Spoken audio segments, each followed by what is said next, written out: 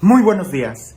Tengo que confesar que el milagro que nos narra el Evangelio del día de hoy fue uno de los milagros que más me impresionó cuando yo era adolescente.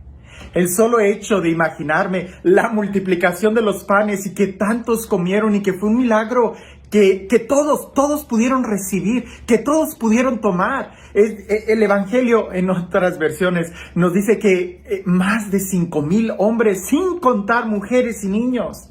Estaríamos hablando de que si cada varón traía a su mujer, estaríamos hablando de 10,000 personas, pero si tenían a sus niños y cada matrimonio tuviera en aquel entonces 3, 4, 5 criaturas, imagínate cuánta gente habría. Pero fue hasta después de leer todos los milagros, de leer el Evangelio, de tratar de entender qué es lo que hay atrás de cada Evangelio, que cuando leí este Evangelio, ya después de no sé qué tantas veces, me impresionó más lo que hay de fondo. Me impresionó más lo que Jesús estaría teniendo en su corazón, que es lo que lo mueve a realizar este milagro. Que Jesús haya multiplicado los panes, pues sí, es algo que sorprende si lo vemos humanamente, pero era Dios. Él podía hacerlo. Pero el por qué lo hace es lo que en realidad nos debería de llamar la atención. Voy a leer el Evangelio y dice así. Pasando de allí, Jesús vino al mar de Galilea, subió al monte y se sentó allí. Entonces se le acercó mucha gente trayendo consigo cojos, lisiados, ciegos, mudos y otros muchos. Los pusieron a sus pies y él los curó. De suerte que la gente quedó maravillada al ver que los mudos hablaban, los lisiados quedaban curados y los cojos caminaban y los ciegos veían y alabaron al Dios de Israel. Jesús llamó a sus discípulos y les dijo: siento compasión de la gente porque hace ya 3 días que están aquí conmigo y no tienen qué comer. Y no quiero despedirlos en ayunas, no sea que desfallezcan por el camino. Le dijeron los discípulos: ¿cómo hacernos en un lugar inhóspito con pan suficiente para saciar a una multitud tan grande? Les preguntó Jesús: ¿cuántos panes tenéis? Ellos le respondieron: 7 y unos pocos pececillos. Entonces mandó a la gente recostarse en el suelo. Tomó luego los 7 panes y los peces y dando gracias los partió y se los fue dando a los discípulos. Y los discípulos a la gente. Comieron todos y se saciaron y recogieron los trozos sobrantes, 7 puertas llenas. Los que habían comido eran unos 4,000 hombres sin contar mujeres y niños. A continuación despidió a la muchedumbre, subió a la barca y se dirigió al territorio de Magadán. Son muchas cosas que reflexionar en este Evangelio. Desde, pudiéramos decir, el impresionante diálogo que tiene Jesús con los discípulos. Denles de comer. No tenemos. Y Jesús les dice: ¿qué es lo que tienen? Y empieza todo ese diálogo de confianza que los discípulos tienen que ir suscitando. Pero como te decía en un principio, hay otro milagro que me llama más la atención. Y este a veces pasa desapercibido. Que Dios pueda multiplicar panes, lo sabemos, es Dios. Pero que Dios se preocupe de nosotros, aún de las cosas materiales, casi nosotros no lo vemos. Usualmente nos imaginamos a Jesús preocupado, angustiado por nuestra vida espiritual. Si sí estamos orando, si sí estamos yendo a misa, si sí estamos leyendo la palabra de Dios, si sí estamos rezando el rosario. Sí, vemos a Dios preocupado por nuestra vida espiritual y nos imaginamos a Dios que nos da y nos provee muchas herramientas para nuestra vida espiritual. Desde novenas, peregrinaciones, libros espirituales, videos en YouTube, por donde quiera Dios nos habla. Pero cuando reflexionamos de que este Dios eterno también se preocupa de tus necesidades materiales, también se preocupa de que puedas comer el día de hoy. Eso es impresionante, Porque entonces no estamos pensando que tenemos un Dios muy lejano, sino más bien nuestro Dios es muy cercano a nosotros. Tan cercano que se preocupa del pan que tienes en la mesa. Tan cercano que se preocupa de tu diario vivir. Y a veces nosotros, como los discípulos, somos los que estamos ciegos y nos resistimos a querer compartir.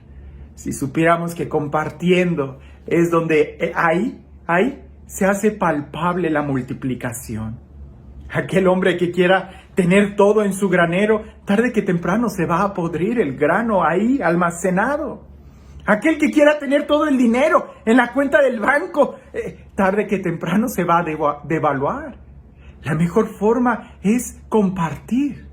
Pero volvamos a Dios. Dios se preocupa de tu comida. Dios se preocupa de tus cosas materiales, del boss que estás esperando. Dios se preocupa de que si hoy vas a tener trabajo o no. Dios se preocupa de que si hoy tienes cobija para el frío. Dios se preocupa de ti y de todo lo que a ti te pudiera preocupar.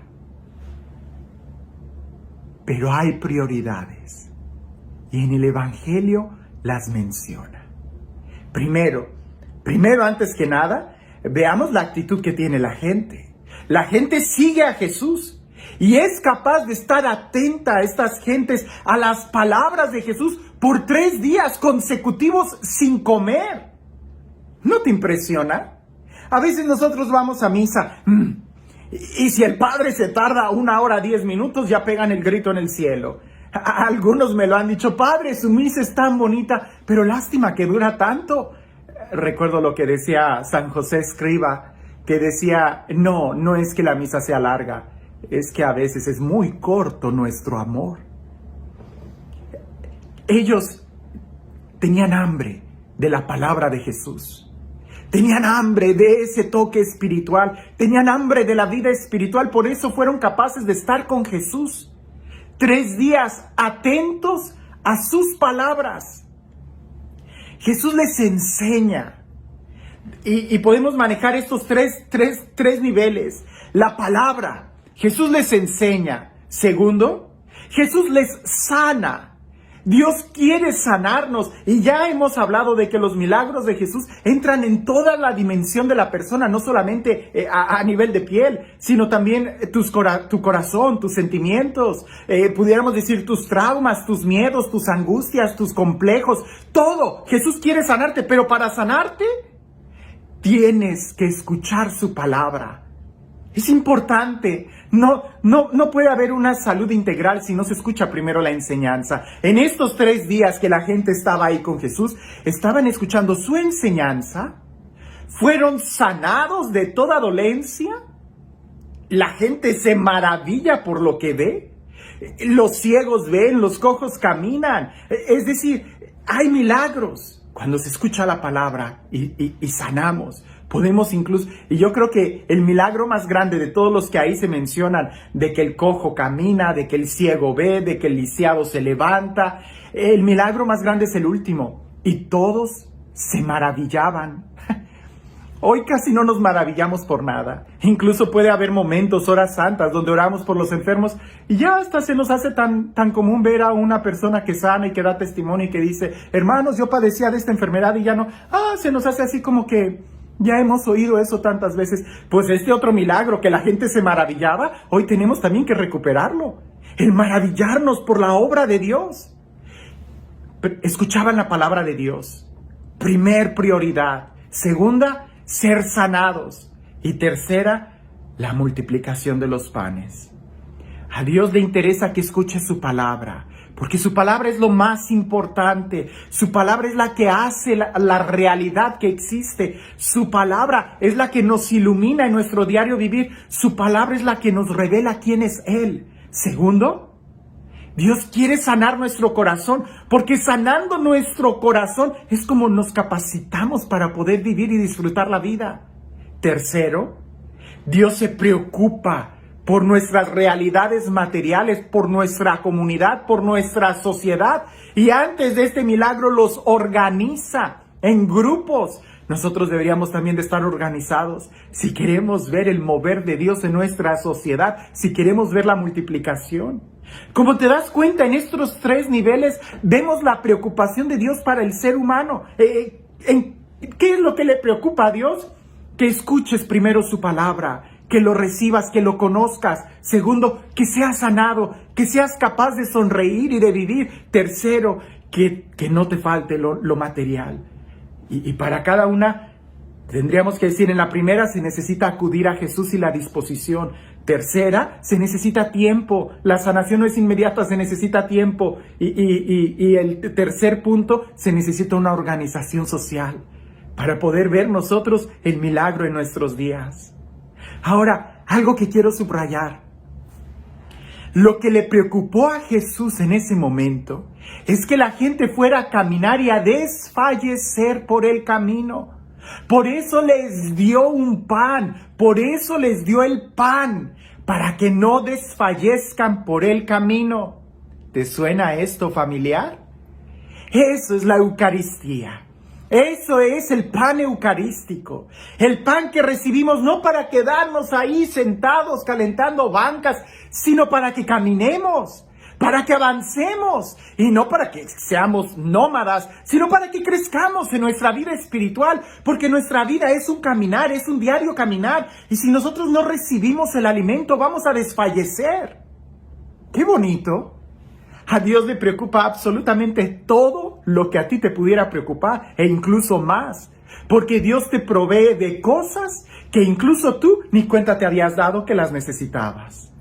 Como la palabra de Dios, el ser sanados y el alimento para el camino.